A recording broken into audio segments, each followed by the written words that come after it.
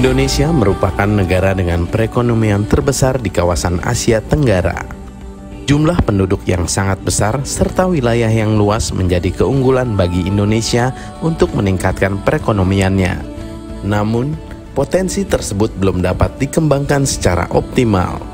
Keterbatasan akses keuangan daerah ke seluruh lapisan masyarakat di wilayah pedesaan pada khususnya masih sangat terbatas. Guna mempercepat ketersediaan akses keuangan yang seluas-luasnya, Otoritas Jasa Keuangan, pemerintah daerah serta pihak terkait membentuk forum koordinasi yang disebut Tim Percepatan Akses Keuangan Daerah (TPAKD). Tim Percepatan Akses Keuangan Daerah atau yang kita kenal sebagai TPAKD telah menginisiasi berbagai program kerja dan kegiatan dalam rangka perluasan akses keuangan di daerah. Kegiatan edukasi keuangan serta perlindungan konsumen juga menjadi fokus TPAKD agar masyarakat semakin well literate dan tidak terjebak dalam pemanfaatan produk keuangan ilegal seperti pinjol ilegal yang akhir-akhir ini marak. Kehadiran TPAKD diharapkan mampu menjadi akselerator dalam mendorong ketersediaan akses keuangan formal sesuai kebutuhan dan kemampuan masyarakat di daerah. Harapannya, TPAKD dapat mewujudkan pemerataan perekonomian dan kesejahteraan masyarakat di seluruh Indonesia.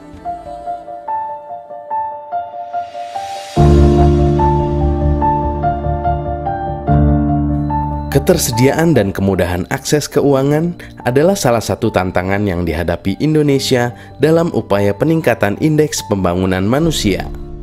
Hal tersebut menjadikan percepatan akses keuangan daerah sebagai fokus utama dalam mendukung pertumbuhan ekonomi dan pemerataan kesejahteraan masyarakat secara umum. Inisiasi pembentukan TPAKD berawal dari adanya arahan Presiden Republik Indonesia mengenai perlunya dibentuk tim percepatan akses keuangan daerah yang disampaikan pada pertemuan tahunan Industri Jasa Keuangan tahun 2016. Hal tersebut ditindaklanjuti melalui radiogram Menteri Dalam Negeri yang meminta kepala daerah untuk membentuk TPAKD di tingkat provinsi, kabupaten, dan kota. Hal ini juga sejalan dengan diterbitkannya Perpres nomor 82 tahun 2016 tentang Strategi Nasional Keuangan Inklusif atau SNKI. Pada tahun ini, jumlah TPAKD yang terbentuk sebanyak 46 TPAKD. Bersamaan dengan itu, diterbitkan pula buku pedoman TPAKD. Pelaksanaan coaching klinik untuk meningkatkan kesadaran mengenai pentingnya perluasan akses keuangan di daerah pada tahun 2017 juga diiringi dengan meningkatnya jumlah TPAKD menjadi 78 TPAKD. Pada tahun 2018, pertemuan koordinasi Dewan Nasional Inklusif dan Tim Percepatan Akses Keuangan Daerah dilaksanakan. Pada tahun yang sama, revisi buku pedoman TPAKD diterbitkan. Peningkatan jumlah TPAKD di tahun ini menjadi 103 TPAKD. Pengembangan Sistem Informasi TPAKD atau SI-TPAKD tahap pertama, penyusunan kajian potensi ekonomi dan akses keuangan daerah dilakukan pada tahun 2019. Bersamaan dengan dilaksanakannya Rapat Koordinasi Nasional TPAKD.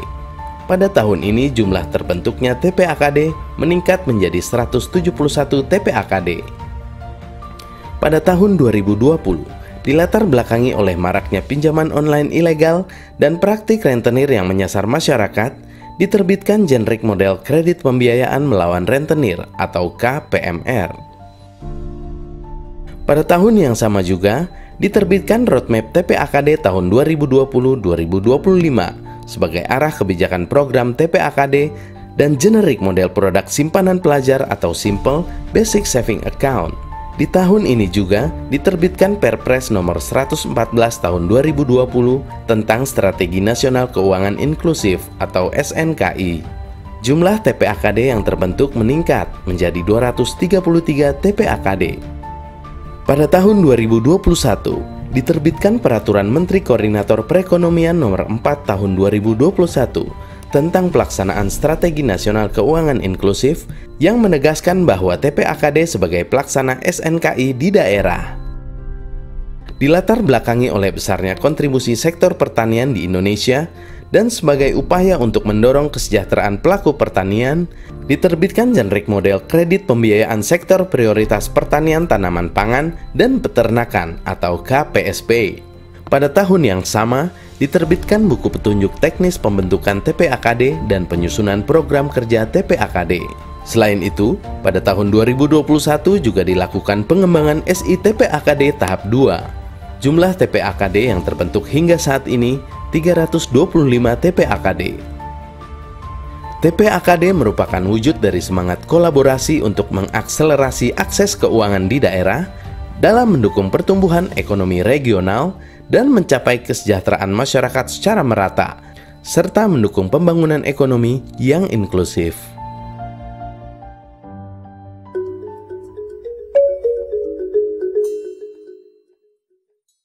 Saya sebagai peternak merasa lebih nyaman dalam berusaha dan mengembangkan ternak sapi, karena jika terjadi kerugian akibat ternaknya mati, potong paksa karena sakit atau hilang, itu sudah dilindungi oleh pihak asuransi.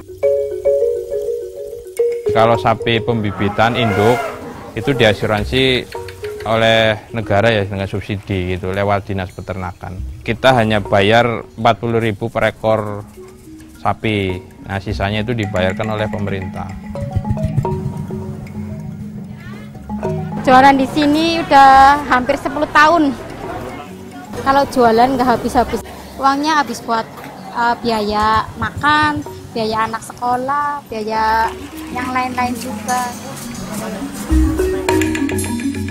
Alhamdulillah ambil angsuran bisa membantu. Pertama suruh nabung dulu, terus lama-lama tawarin. Daripada ngambil uang yang kayak gitu, ambil angsuran yang maksimalnya cuma 2 juta aja sih. Terus angsurannya 418.000 5 kali. Ya bisa buat tambahan modal lagi.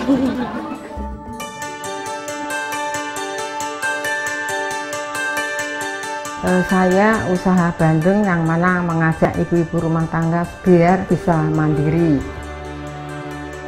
Dilatih cara memasak yang benar, terus bumbu-bumbunya dan kemasan biar mempunyai nilai lebih kepada konsumen. Dalam bentuk permodalan kami, kita itu ada semacam pinjaman yang dari bank bentuknya kur.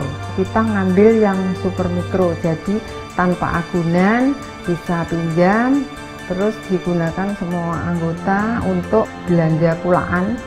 Alhamdulillah kita dapat mengembangkan usaha kita. Dulunya yang masih produksi sedikit, sekarang bisa produksinya banyak.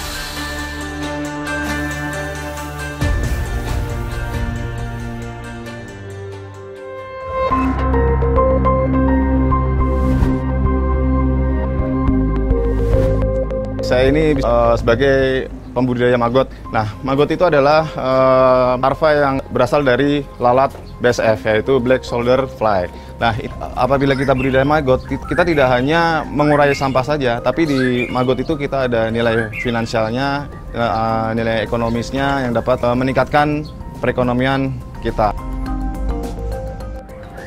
Penting bagi kami di Dinas Lingkungan Hidup adalah dengan budidaya maggot ini, reduksi sampah organik itu sangat cepat dan dalam jumlah yang besar.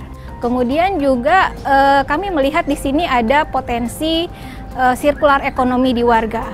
Dari hasil sampah itu dapat dijual, sehingga kami mengharapkan di situ ada perputaran ekonomi di level warga.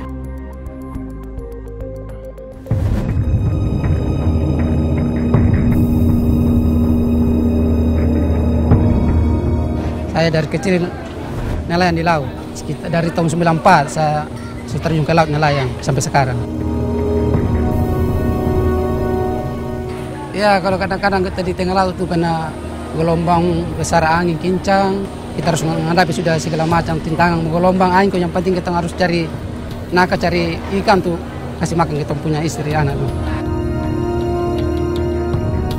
Saya ikut asuransi Pak supaya besok-besok kita ada kecelakaan di mana-mana kok pemerintah bisa tanggung jawab ketemu sebagai ini untuk berobat ke rumah sakit itu iya bermanfaat Pak bagi kami nelayan yang kecil-kecil begini.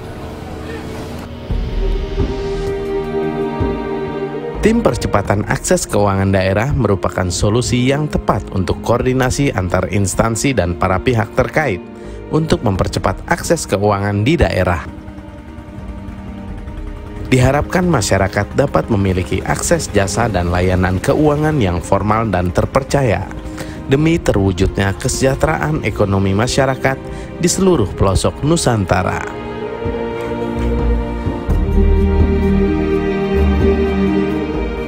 Dia anak itu mulai mengerti bahwa kegunaan menabung itu adalah walaupun pengertiannya sederhana, namun dia sudah mulai memahami bahwa dengan menabung uang saya pasti akan banyak dan saya akan bisa membeli sesuatu yang saya inginkan. Nanti uang celeng Paula buat beli seragam, tas, buku, jepit, anting.